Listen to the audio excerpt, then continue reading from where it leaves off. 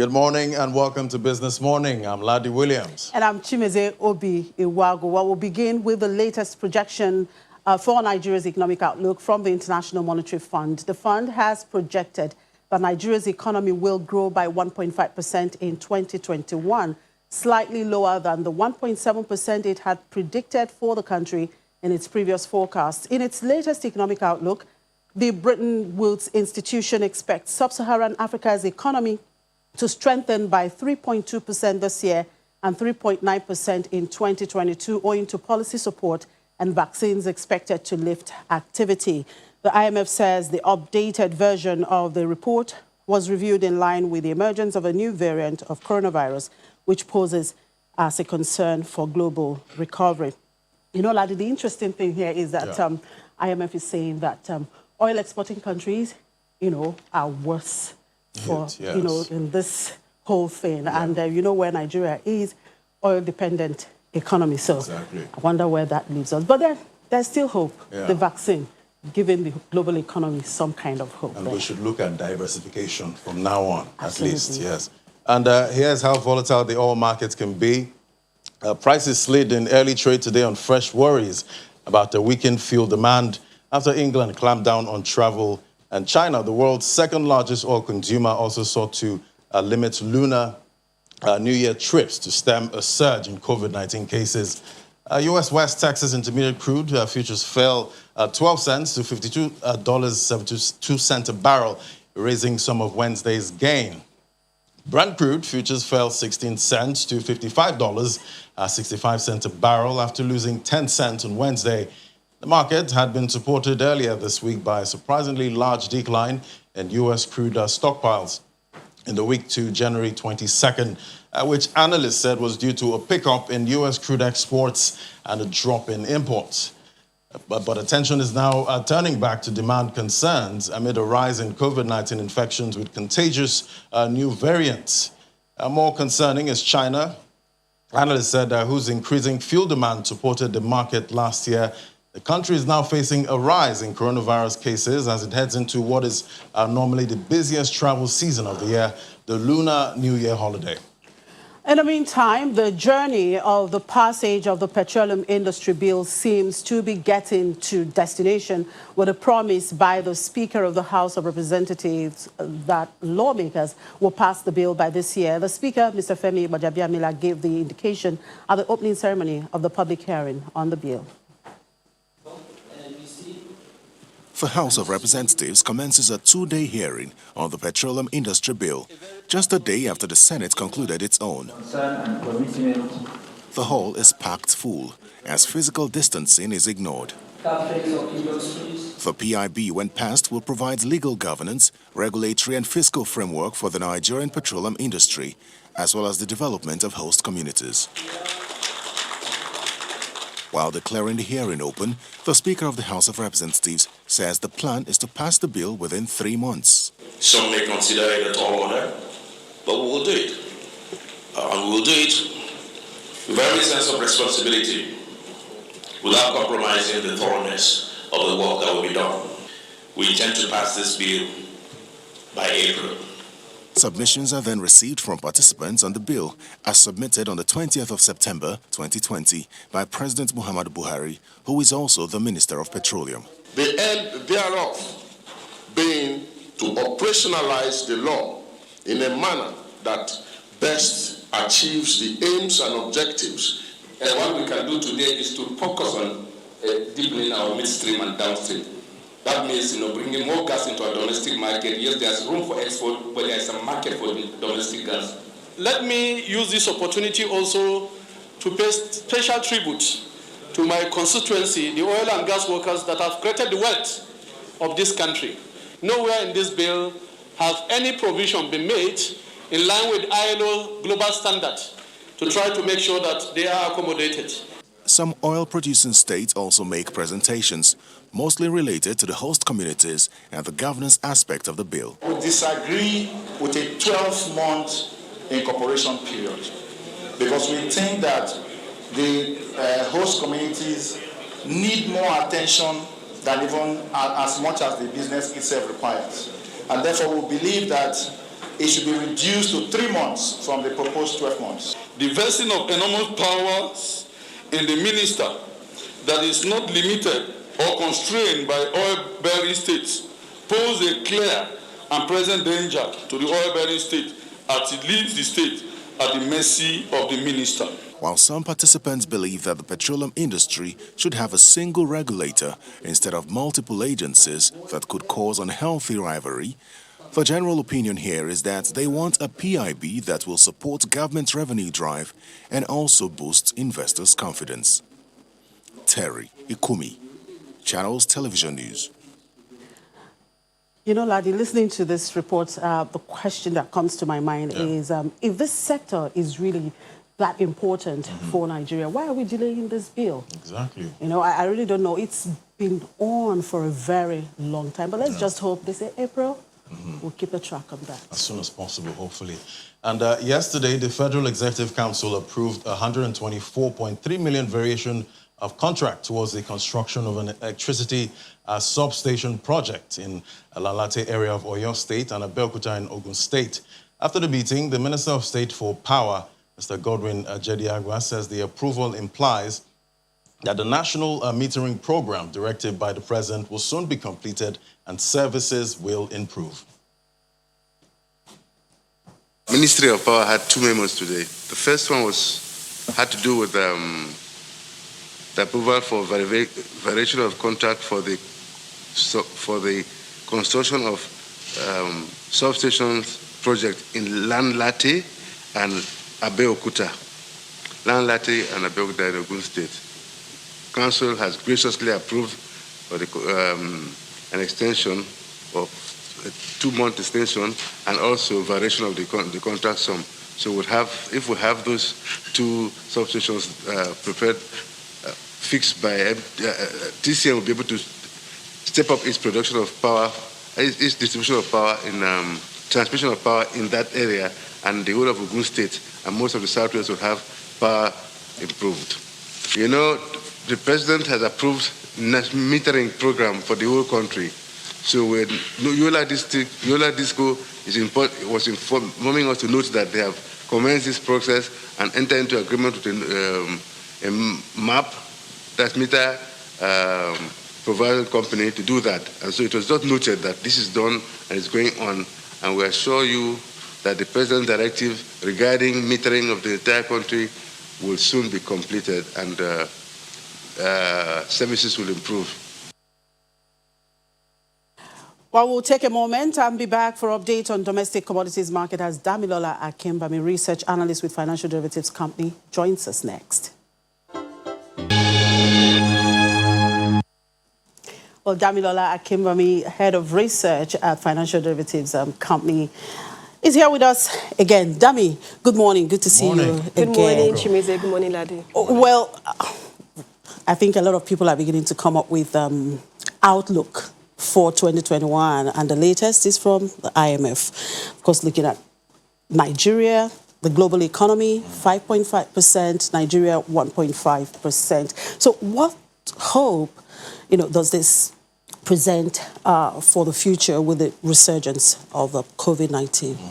Well, what it means is that 2021 is the year of recovery. At least that's what all analysts can agree on that fact. And as the IMF has said, it will be driven by policy support, which the large economies are in a better position to provide, and vaccine distribution. And let's talk about vaccine distribution. For instance, in the US, the President Biden has a target of vaccinating or inoculating about 1 million people daily.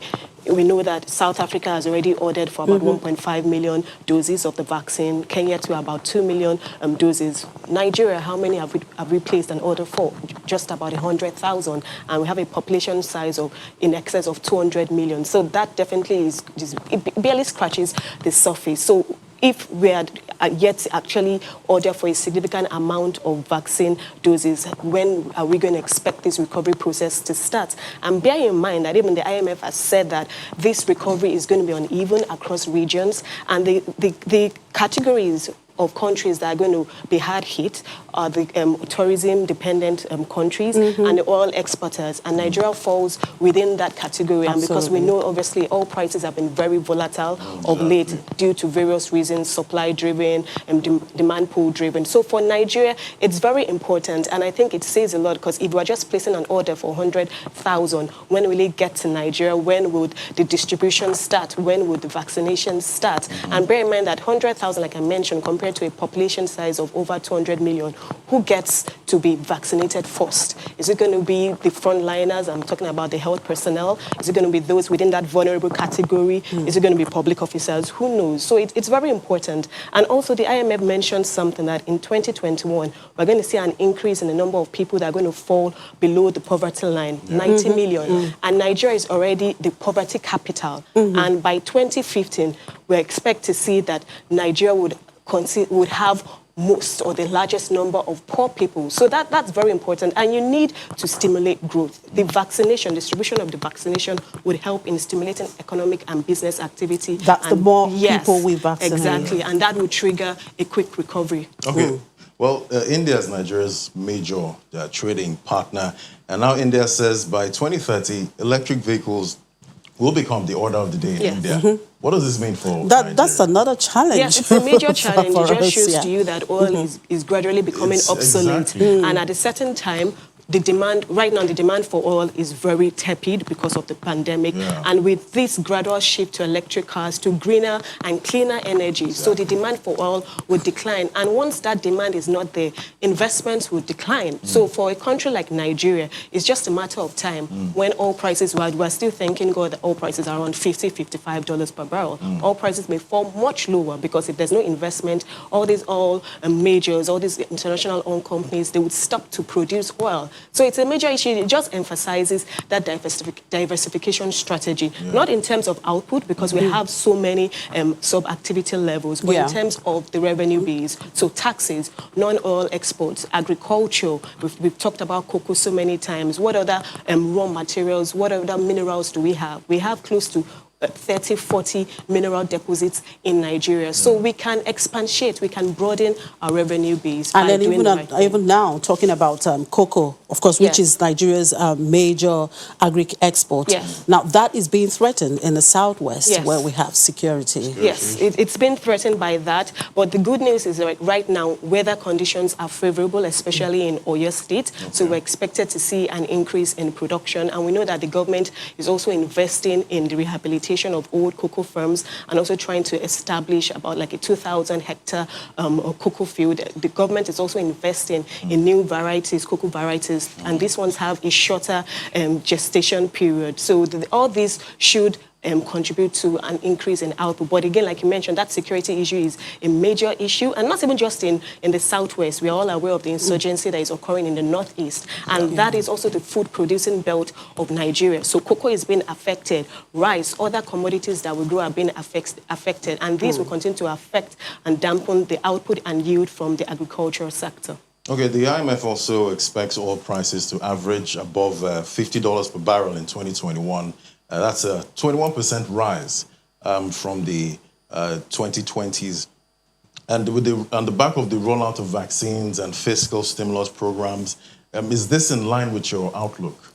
Yes, so we're also anticipating that oil prices would average around that $55 per barrel this year, which is an increase over 2020. So that's good news because we need oil prices to be as high as possible because of the production aspect. Bear in mind that the revenue is based on an oil production target of $40 per barrel and a production of 1.86 million barrels per day. Now, Nigeria's oil production, current oil production, as at December, and according to OPEC, was pegged at about 1.4 million barrels, according to secondary sources. Now, that is significantly lower than the budget projection of 1.8. And we can exceed our OPEC quota. If we do, we're going to be penalized and we'll be forced to comply. So we need oil prices to be as high as possible to reduce the gap or to offset the shortfall that's going to come from production. Because if not, our deficit needs will continue to increase. We keep talking about Nigeria's budget deficit. Right now, it's projected to about 5.6 trillion naira this year, which is about 3.3% of GDP. How do you fund that deficit? The government has said it's going to desist from borrowing from the IMF. We know that it might not go to the Eurobond market. Besides, we have a Eurobond maturity tomorrow, exactly. $500 million. So what are the other options? Domestic borrowing. If the government focuses more on domestic borrowing, that's going to crowd out the real estate sector. Yeah, talking about this Eurobond maturity now for tomorrow, what will all of that now mean for the domestic commodities market as it is? So, first of all, the fact that we are, the government is paying down on its debt, it's a good thing because at least you are reducing your external debt by $500 million. However, because you are paying out, it's going to affect your external reserves. And the more the external reserves continue to deplete, it reduces the CBN's ability to ensure stability in the forex market. And we know that we've seen at the power market, the rate has been trading between 475, 480, and at the I&E window around 393, 394. So definitely it works. We are seeing all proceeds being constrained, and if we're also seeing that we are paying down on our debt, our reserves are going to be affected. So the CBN would obviously have to come up with some exchange rate management tools. We know he has come up with so many circulars about remittances, about the IMTUs and the export proceeds. So all this is because it's trying to control the supply, it's trying to boost liquidity, because as long as there's that dollar shortage, exchange rate pressures would continue. Inflation will continue to rise. Exactly. The imported inflation, which is a major issue. Okay, a quick one. Just take us through the commodities price movement and their major drivers. So in the domestic market, so we talked about imported inflation, so that's still going to play a major role. So for instance, wheat prices are increasing because one, Russia has imposed an export tax, and we're beginning to see demand strengthen. So obviously if wheat prices are increasing and we import wheat, it will affect the price of flour, which has stayed stubbornly high. Cement prices are relatively stable now, but like I mentioned on Tuesday, this is a dry season and we expect to see increased construction, which will affect the price. Other commodities such as tomatoes, pepper, they are right now declining, and that's because this is still the harvest season for these commodities. Once we start moving to the planting season, which would be sometime in Q2, because of that supply shortage, prices are going to increase. Great. Dami, thank you very much. It's always a pleasure. Thank you. Yes, thank you very much. Okay, Nigeria's economic growth outlook remains our focus as the Director General, Lagos Chamber of Commerce and Industry, Dr. Muda Yusuf, joins us next.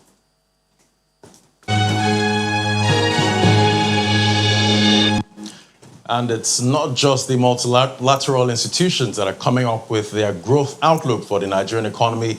The Lagos Chamber of Commerce and Industry expects the economy to return to positive growth path in the second quarter of this year, albeit the pace of recovery is expected to be subdued within the region of 1%. The Director General of Lagos Chamber of Commerce and Industry, Dr. Muda Yusuf, joins us now. Great to have you, sir. Yeah, thank you. Good morning. Good morning. Good to see you. Thank you for joining us. Thank you. So let's begin by examining the economic recovery prospects in 2021. You don't seem too optimistic about it. Well, we are partially optimistic. Of course, we are concerned about some of the challenges that the economy is facing. And that is why in all our advocacy activities, we keep emphasizing the importance of an enabling environment.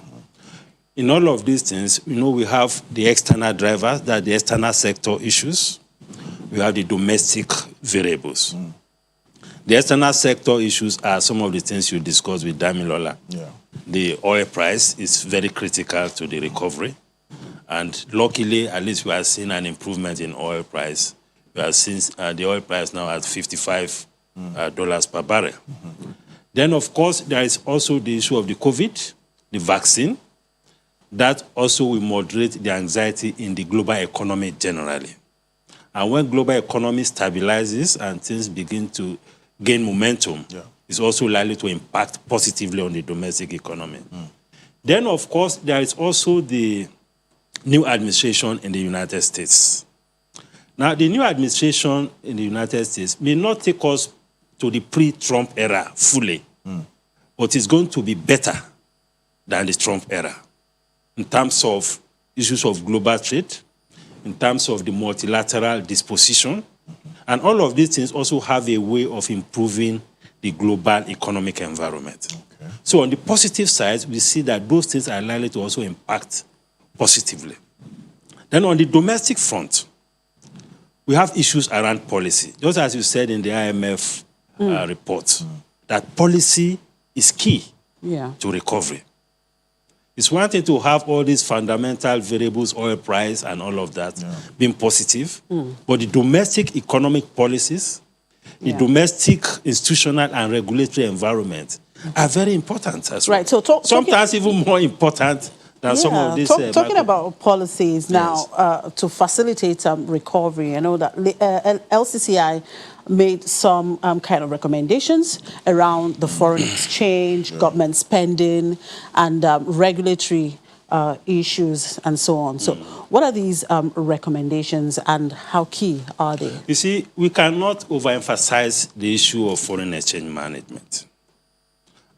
We don't like to sound like a broken record. But as long as that challenge is there, we need to continue to engage and have conversations around it. The current foreign exchange policy environment is still not conducive enough for investment. First, I'm not talking now about the depreciation of the exchange rate, because the depreciation of the currency is partly the outcome of the policy environment. If you have a different policy model around the forex, we may not be having the kind of sharp depreciation that we're experiencing. So what kind of policy model can the central bank really adopt? The policy model, right now, the parallel market rates, which the CBN don't want to reckon with. But as far as the players in the economy are concerned, it's a major indicative rate. It's about 480. The NAFEX rate is 380, 379 or something? You know? So we are having a gap, a premium of about 80 naira on a dollar. That is a major source of distortion for any economy. And when you say you have a market... Well, the central bank governor has continued to say, look, the parallel market is not what determines the exchange rate. No, it's a major factor in pricing. This economy is about 50% informal. It's a key indicator. We cannot ignore it. Absolutely. You can see that when fundamentals shift, when policies shift, like the time we had this diaspora remittances policy, you could see the impact it had. So it's a systemic thing. And we need to get the system to work properly. We cannot have okay, you say we have a NAFEX market. If it was a purely market-driven market, if you need forex of $1 million, you should be able to go there and pick it up, if it is purely a market. But people go there and you can't find the forex. And yet you say you have a rate of 379 or all of this, you know. We need to get it right. And that is why we keep saying this issue of unification of rates is key. And the CBN has been talking about supply-side strategy. The CBN governor was citing the example of Pakistan or somewhere in his MPC communication. To boost supply, you need to also put on the table a market rate. If you don't put a market rate on the table, we continue to have issues. So it's a contradiction in terms.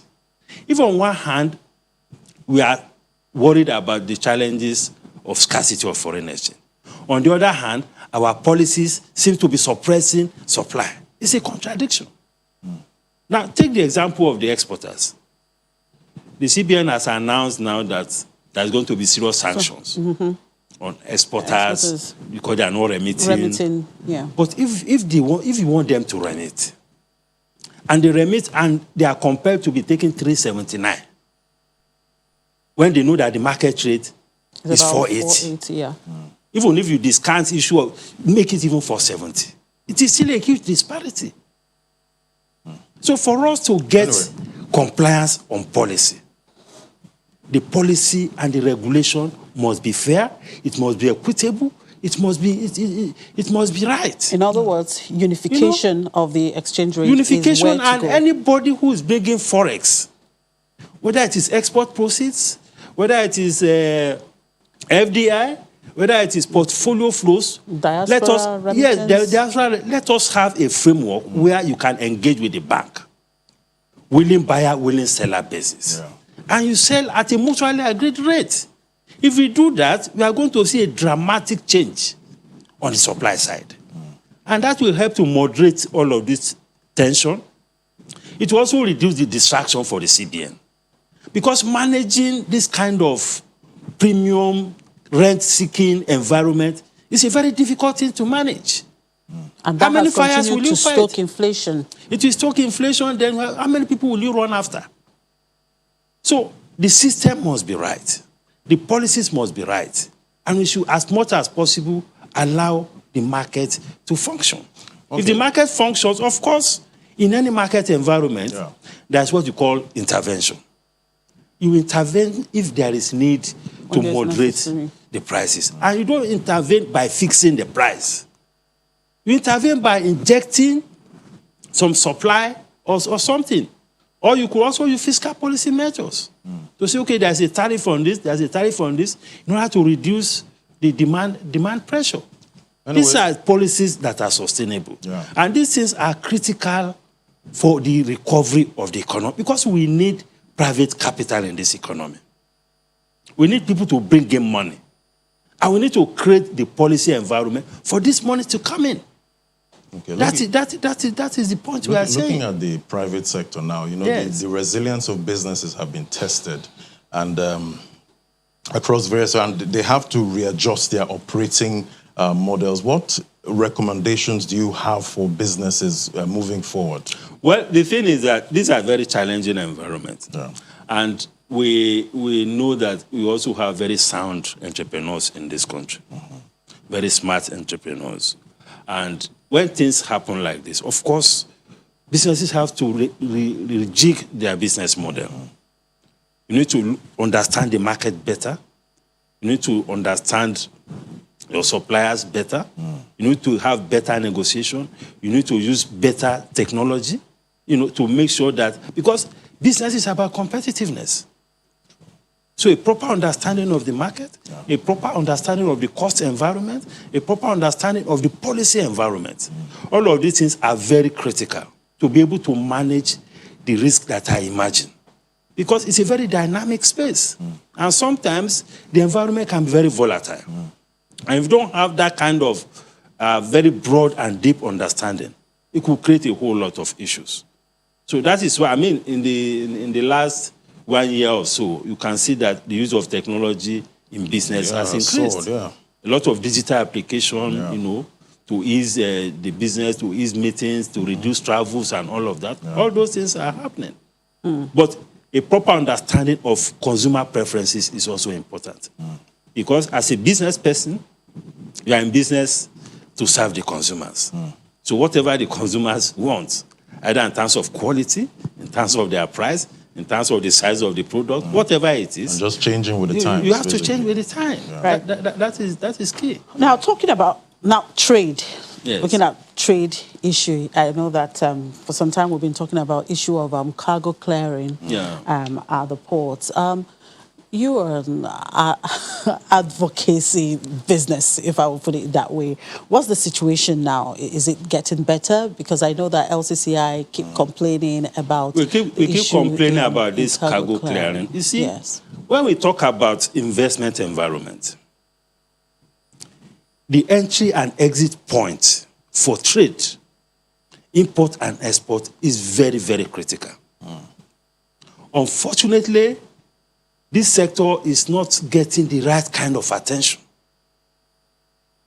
First, there is the issue of the very laborious documentation that you go through within the ports for you to... You see people carrying documents, moving from table to table. Sometimes you could be visiting almost 15 tables. Wow. To either get one signature or one stamp. And some of these stamps and signatures don't even add any significant value to the process.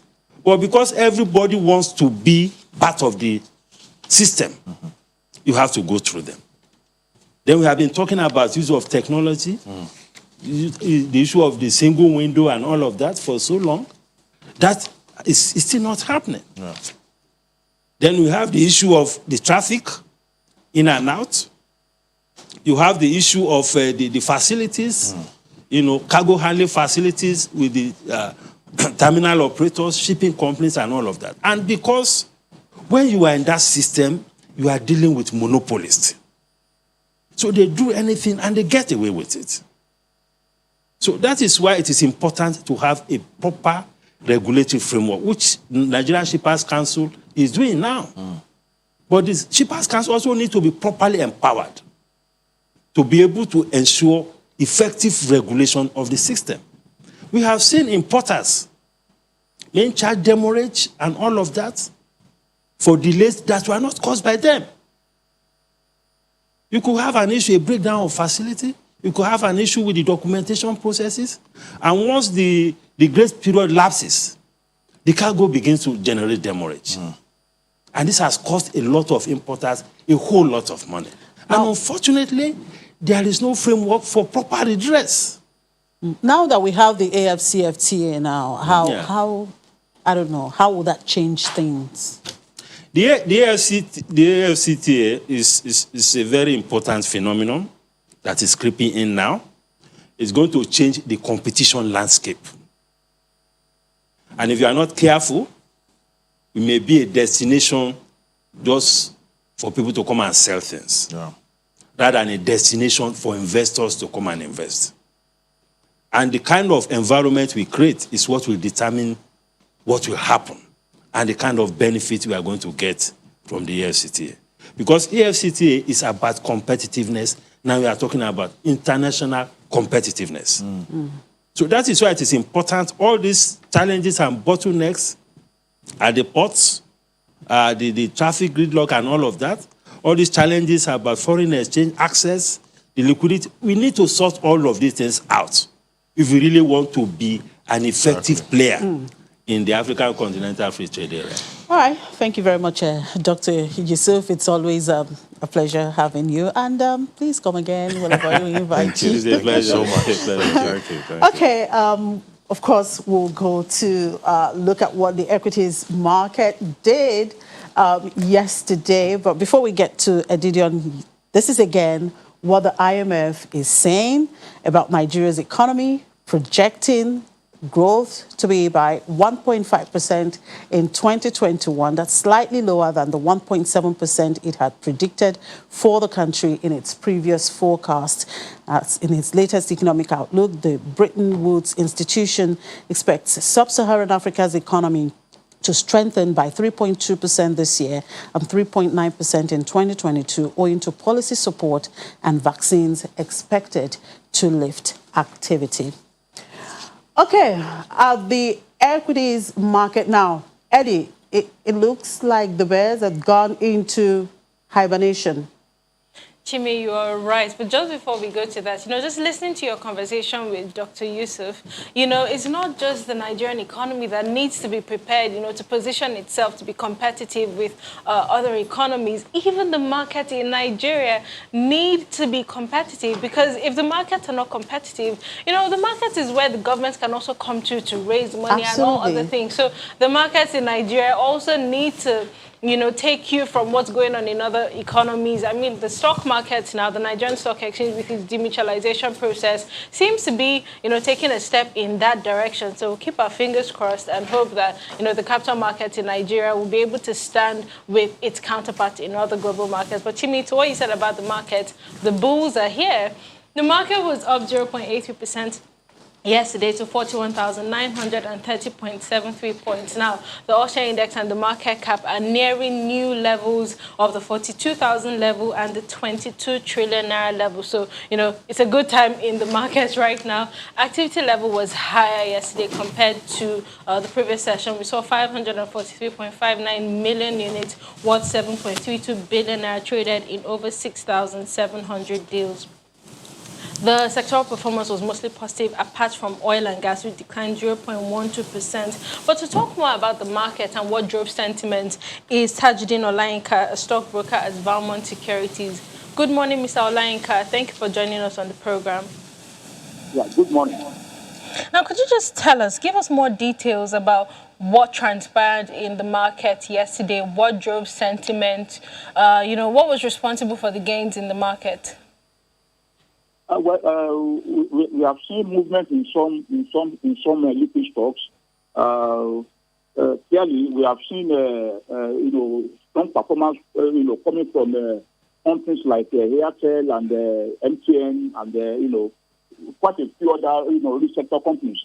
So, and what is driving this sentiment is basically we are already in the earnings season. So investors are preparing for what will likely come out from some of these companies by way of dividend or any other corporate action. So investors are actually preparing for what to expect and what they can easily benefit from from these companies.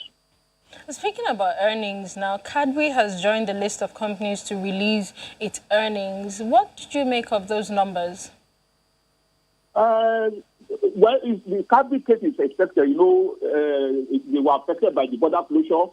They were, they were affected by lockdown. So there was border closure before lockdown, and so the lockdown actually worked in their condition. But I think all the same, on the balance of when you put on the pedestrian, you still see some semblance of improvement in the performance, though not as much as what they did last year. Because it's an interim result, we can't really say much about it. But even at the same time, you will see clearly that they were seriously affected by the lockdown for 6 months, and then of course the border closure by the Nigerian government. So the result was not quite impressive for Cadbury. All right, Mr. Olayinka, thank you for your input on the program.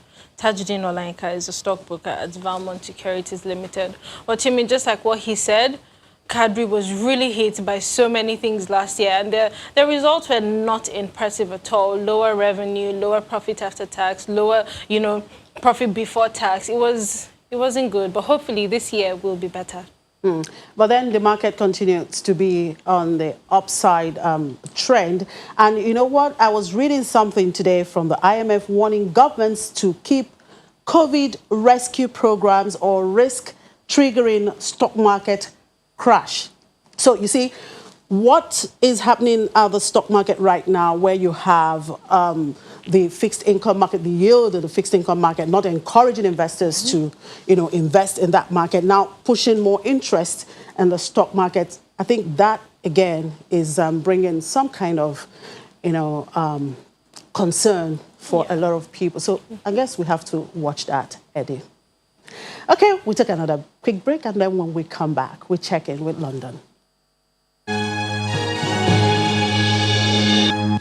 And Juliana joins us now to give us updates from London. Thank you for joining us. Good morning. Yeah, let's begin. Good morning. Let's begin from the data front. UK car production in 2020 slumped to its lowest level since 1984, and some experts are calling it the worst in a generation. It is the worst in a generation, and I believe these details revealed today from the Society of Car Manufacturing does show just the vast scale of damage that COVID-19 has caused car manufacturing in this country during 2020. And unfortunately for them, it wasn't just COVID. They also had Brexit uncertainties. We didn't get a Brexit trade deal until the 24th of December, and this is really reflected in the figures released today, showing that car manufacturing fell by 29.3% last year to just over 920,000 cars. In December, car manufacturing was also down 2.3%, and it's not just manufacturing as well. New cars are down. Tens of thousands of more people have held back and not purchased new cars or upgraded their new cars just because, there's so much consumer unconfidence at the moment, which is really causing a lot of disarray within the car market. There is some good news. We do actually have a statement from the Society of Motor Manufacturers. They have said that these figures represent the worst in a generation, as we said, reflecting the devastating impact of the pandemic. However, the industry faces 2021 this year with more optimism, with a vaccine rolled out and clarity on how we trade with Europe. Last week as well on the programme, we spoke about the Chief Operating Officer of Nissan, Ashwani Gupta. He gave a virtual a statement about this Brexit trade deal, and he did confirm that Nissan will be keeping its car plant in Sunderland, and because of the new trade deals of the rule of origin, new electric vehicle batteries will also be made in Britain. So there is optimism, but of course, you know, it is the trading update season, so we are going to get lots of these retrospective look backs into 2020, and manufacturing has also been one of the main catalysts of loss in this country. And Cairn Energy has threatened to seize Indian government assets following a $1.2 billion award from a long-running corporate tax case. Any update on this? Well, this is a complex story, but an issue that is definitely going to cause a lot of nightmares for India's Prime Minister Narendra Modi, especially because tax terrorism, not called that by me, I can assure you, has been something that has plagued Indian governments for quite some time now. So a lot of the financial investors are looking at this case very, very closely. Now, Cairn Energy are an oil and gas consultancy firm. They are headquartered in the UK. They do have franchises across the world, including in India. And now this case stems back to 2012, when a new Indian law brought in this new tax code, which did mean that they could charge retrospective tax. And Cairn Energy got caught up in this. They got embroiled in this new tax code, and they got a bill, I believe, of over $4 billion. Now, they've taken this to the International Arbitration Court in The Hague. In December, the court unanimously agreed that India would have to repay over $1 billion, but they have seen no response. They haven't heard anything from Narendra Modi's government, which means that now Cairn Energy can legally seize sovereign property. We've seen these threats before. I know the Nigerian government are familiar with this too. Not great, a very long-winded process, but the arbitration court have awarded this sum. Like I said, this has been a main issue of criticism from the Indian government when it comes to this tax terrorism and applying retrospective tax codes to foreign companies who are doing business there. So you could start a business in 2006, which I believe applies to this Cairn Energy case. But the 2012 tax code went back 6 years, started applying all this tax, but it has been reversed by the International Arbitration Court. It's been over a month now. They haven't had a response from Modi's government, which is why they are threatening to legally seize sovereign property from the Indian government. And we will see if they respond at this point. But the IMF has stated that governments and central banks must maintain their pandemic rescue programs or risk triggering a stock market crash. Is this one warning the markets would be looking at this point? Well, I think so. Although, you know, this is we've heard this warning from the IMF before. I believe they're just really doing it as the World Economic Forum wraps up its 50th annual gathering. One of the issues that the IMF have highlighted is, although we saw at the beginning of the pandemic a huge sell-off, the FTSE, of course, billions was wiped off the FTSE 100 here in the UK, the S&P 500, billions was wiped off there. But since that time, investors appear to have kind of shied away from following what's been going on geopolitically. So, you know, stocks have still been booming.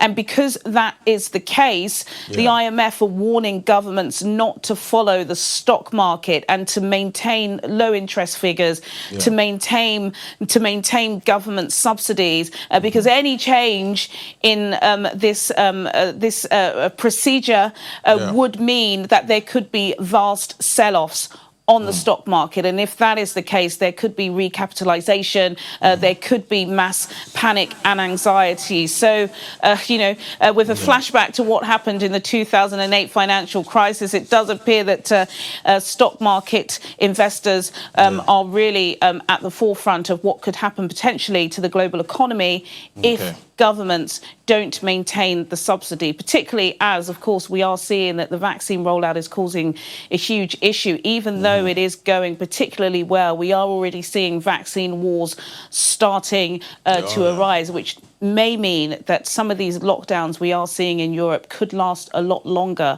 than had previously been thought. All right, I guess we'll see how it goes. Thank you for the updates, and do enjoy the rest of your day. All right.